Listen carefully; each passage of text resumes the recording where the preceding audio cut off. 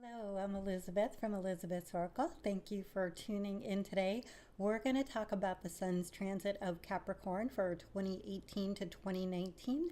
And in part two, I'm going to focus on Saturn because it is very relevant to the conversation we're having and to the year ahead. So without further ado, here are the start times for each section. And let's jump in and start looking at some charts. All right, so chart number one, of course, is always for the first day that the sun heads into the sign. So in this case, we're talking about winter solstice. The sun joins Saturn, Pluto, and the south node in Capricorn, upper right-hand corner of this chart. In yellow, you will see the fire signs, green, the earth, blue, the water, and the purple, only our Gemini moon there, are our air signs. So as you can see from this chart, we've got a lot of energy starting to mount in Capricorn. We also have Jupiter and Mercury in the fire sign of Sagittarius. We talked a lot about that last month. Now, especially in this chart, things I'm going to point out, the next day is a full moon because after Gemini, the moon moves into Cancer. So we will have a full moon. And then the next day, you wouldn't get it from this chart unless you're very astute. Mercury will move out of the shadow period of the last retrograde. So finally moving into new territory in Sagittarius, picking up things for the holiday. Yay. Okay, let's move to chart number two. This one I'm throwing in because I talked about it a couple months ago and I think it's a big deal. So on New Year's Eve, we enter the new year under a Scorpio moon. But I actually pulled this one up because it's the first day that Mars goes into Aries. Yay! Mars is home in his fire sign. Of course, Uranus is back there in the very late degrees, finishing up its transit for the next 84 years. So there's lots of fire going on. And in this chart, again, Jupiter and Mercury adding to that. So a lot of picking up of our spirits, enthusiasm, enlivening things going on. Also, you guys can tell there's a whole water thing going on as well, with all three of our water signs being occupied. And again, the energy in Capricorn continues to build at this point. And if you look in this chart, down in the lower right hand corner, Mercury is at the late degrees of Sagittarius. It'll make a nice connection with Uranus, a trine, before it heads into Capricorn, strengthening all of that. And that's in our next chart. Mercury goes in there on the 4th of January. Ta-da! We're going to get the year off to a big, big start. So many things out of the gate. Of course, Mars going into Aries on New Year's Eve. Then on the 4th, Mercury joining everything in Capricorn. On the 5th, this partial eclipse. And look at the planets in Capricorn here. 1, 2, 3, 4, 5 planets and the South Node. That is half of what we watch in astrology. You guys know I'm a big believer in setting your intentions with the new moon. We're going to talk about the qualities of Capricorn in part two, but I want you to note this if you are somebody who works with lunar cycles. This is a really big one. Not only an eclipse, but what a stellium in Capricorn. Also, Venus is getting ready to change signs in this chart, finally leaving those tumultuous Scorpio waters and all that emotional intensity and taking a little pressure off of that and moving into optimistic Sag for a month. So lightening things up, and of course joining Jupiter. So with Uranus direct in the late degrees of Aries, again, a lot more energy coming online. Of course, that definitely creates some contention with everything Capricorn. We will have a Sun-Uranus square during this cycle, so watch out for that, cardinal signs. But I want to move on to the fourth chart for this because this is an important aspect that's happening. This is the first of our Jupiter-Neptune squares. This is a really big deal. We're going to have 3 of them in 2019. This first one is January 13th. And here's a postcard for the other ones. Important to watch. Both Jupiter and Sagittarius are very optimistic. They think big. Neptune, where they're squaring, and Pisces tend to be very oceanic, have trouble with boundaries, and where we can get into trouble is where we have excess. Both of these signs tend to be excessive, and both of the planets are excessive. So these are probably some check marks during the year, some checkpoints for where we might be a little out of control. We do have a lot helping us with that, and I'll go into that in part 2. But I do want to show you, again, look at all the planets in Capricorn. We're going to continue to have this energy in effect, but the big story overall that you should have noticed from all these charts is we do have a lot of fire and enthusiasm happening throughout the sun cycle of Capricorn, and then we have such strength in all the qualities of Capricorn. So this is cardinal earth, meaning it is initiating, and it is also building things. It cares about reputation. It is conservative. And so we are seeing a lot of these things play out. I want to jump into part 2, where we'll talk about the ruling planet of Capricorn, which is Saturn, and do a little bit on where that is, where it's going, what else is coming online, because we're getting a taste of it during this cycle with the eclipse, and I just want to focus in there, okay? Fun. So we're flipping ahead to 2020, to 2 years from now, and guess what? A lot of planets in Capricorn. Do you notice that? We have a theme going here. So let me give you the dates first, and then I'll give you the explanation. So for Saturn, it went into Capricorn last December 19th. That's 2017, right before the Capricorn cycle started for the sun. And it will be there more or less until December of 2020.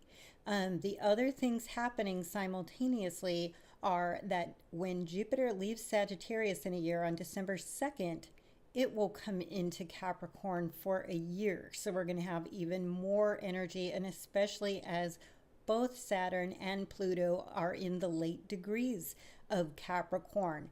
Now, the first time that Saturn will even get out of Capricorn isn't until March of 2020. So we have Saturn here solidly for the next 15 months. So we really need to look at what Saturn's doing, and particularly when we put it in the context of the company it's keeping. Pluto is here, strong degrees of its long transit, and also we've had the nodes shift. So in November, the nodes shifted to the Capricorn Cancer axis. So we will have the South Node in Capricorn until May of 2020. So you're starting to see a theme here of solid Capricorn energy. And of course, this is going to be strengthened in March when Uranus comes into Taurus for good. Right now, it's just finishing up the late Aries energy, but it will be settling down into the fellow Earth sign of Taurus. I believe that while Uranus will be in the fixed sign of Taurus, it will be supporting all the planets as they go through Capricorn, and particularly Pluto there for that same long time. And in between the two, we are going to have Neptune in Pisces, which sextiles both Taurus and Capricorn. So there's a lot of harmonious energy, a lot of supportive energy, but it's also long term. So we need to zero in on where we are now and understand that these trends are going to be here for the next 2 years.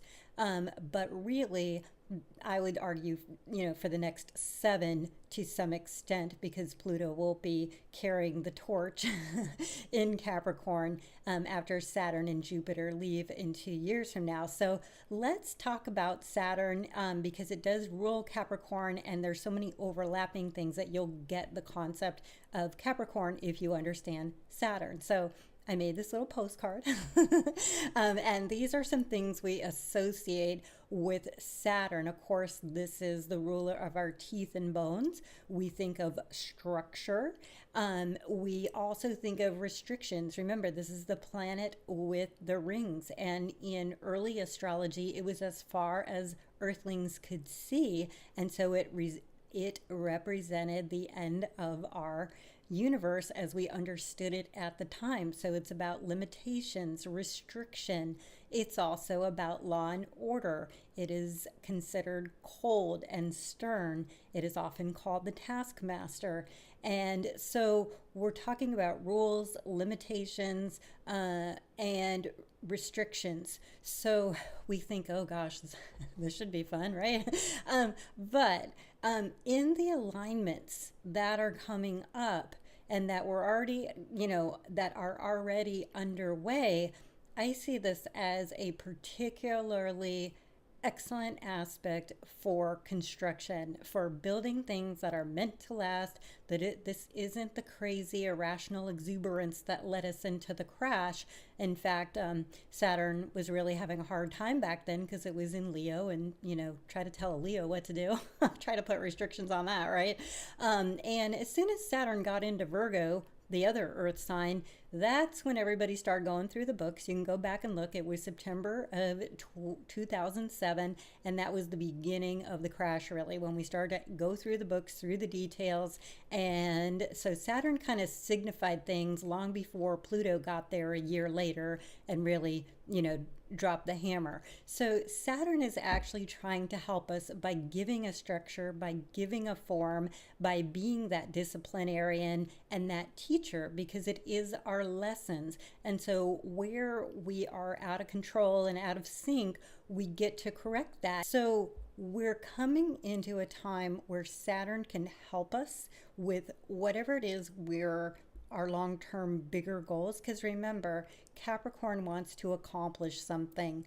It's very realistic, it's sober, but it is ambitious. And so we've got to ask ourselves where we want to apply that ambition, and Saturn can help us have the structure and the form to get there. And by the time we get to the sun being in Virgo, this is another aspect that's going to be helpful because Uranus will be in Taurus by then.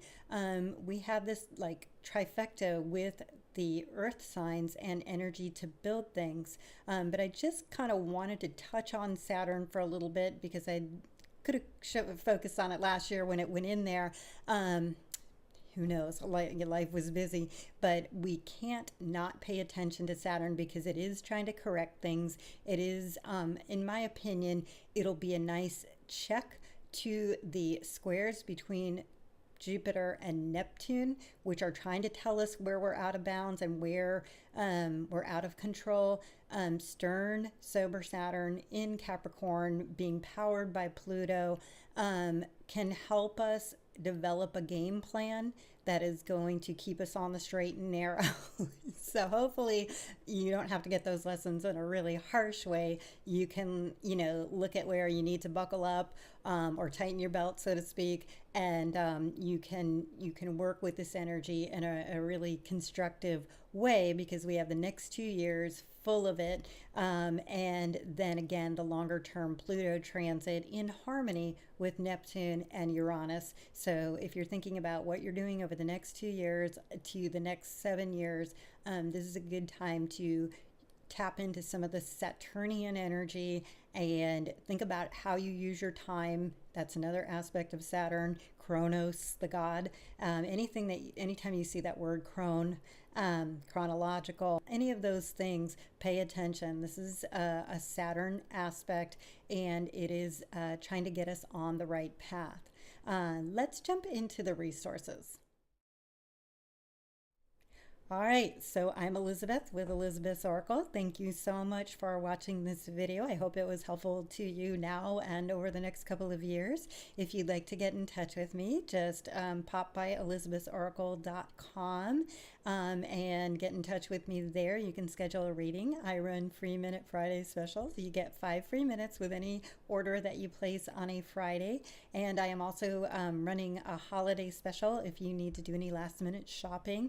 I will give you 30% off a gift reading for a friend if you're buying a reading for someone, and I'll give you 10 minutes for buying the gift. So that's 10 minutes for you if you buy a reading for a friend and 30% off your friend's reading. So just again, get in touch with me at elizabethoracle.co. All the information is always in the description box.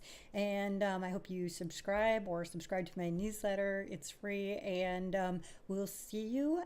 I can't believe I'm saying this already. We'll see you when the sun goes into Aquarius. I wish you a very happy new year.